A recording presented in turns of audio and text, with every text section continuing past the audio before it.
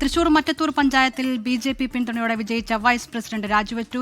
നൂർജഹാൻ നവാസാണ് രാജിവെച്ചത്. വിമത നേതാക്കൾ ഇപ്പോൾ മാധ്യമങ്ങളെ കാണുകയാണ്. തത്സമയം 10 സീറ്റ് നേടിയതെന്ന് ഓർക്കണം. ഇപ്പം എല്ലാവർക്കും അറിയാം. ഞങ്ങൾ കഴിഞ്ഞ തവണ രേഖ കാണിച്ചുള്ളൂ. ഞങ്ങൾ UDF സ്ഥാനാർത്ഥികൾ 24 സ്ഥാനാർത്ഥികളുടെയും നോട്ടീസ് അടിച്ചിറക്കിയ അതിൽപ്പെട്ട ആളാണ് ഔസേപ്പ്. ഔസേപ്പ് ഇത് കാണിച്ചതിന് ശേഷമാണ് പണം വാങ്ങി ആണ് ഞങ്ങളെ ചതിച്ചു പോയത്. കൃത്യമായും ഞങ്ങളോടൊപ്പം പ്രവർത്തിച്ച ആളാണ്. ഞാനാണ് അദ്ദേഹത്തിൻ്റെ പ്രവർത്തനത്തിന് എല്ലാ നേതൃത്വം കൊടുത്തത് ഞാനാണ്. അപ്പോൾ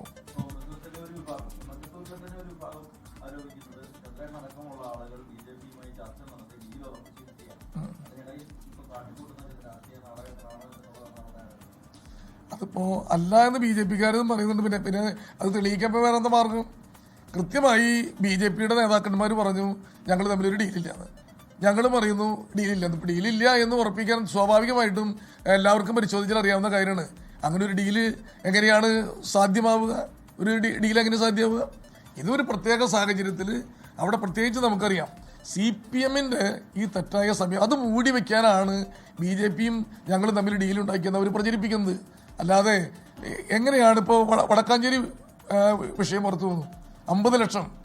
ഞങ്ങളിത് ഗൾഫിൽ നിന്ന് ഔസേപ്പിന് പണം കൊടുക്കാൻ പണം പിരിക്കുന്നുണ്ട് എന്ന് അറിഞ്ഞിട്ടാണ് സത്യത്തിൽ 23-ാം തീയതി അദ്ദേഹത്തിൻ്റെ നിലപാട് അറിയാൻ വേണ്ടി അദ്ദേഹത്തിന് വീട്ടിൽ ചെന്നത്. അതാണ് അദ്ദേഹം ഞങ്ങൾ BJP-യുമായി ചേരാൻ ഞങ്ങൾ തീരുമാനിച്ചതെന്നൊക്കെ അദ്ദേഹം പറഞ്ഞത്. ലോകത്തെവിടെയായാലും ഏത് സമയത്തും 24 വാർത്തകളും ഓഗ്മെന്റഡ് റിയാലിറ്റി പാക്കേജുകളും എക്സ്പ്ലെയിനറുകളും വിശദമായി കാണാൻ ഞങ്ങളുടെ YouTube ചാനൽ നിങ്ങൾക്ക് സബ്സ്ക്രൈബ് ചെയ്യാം.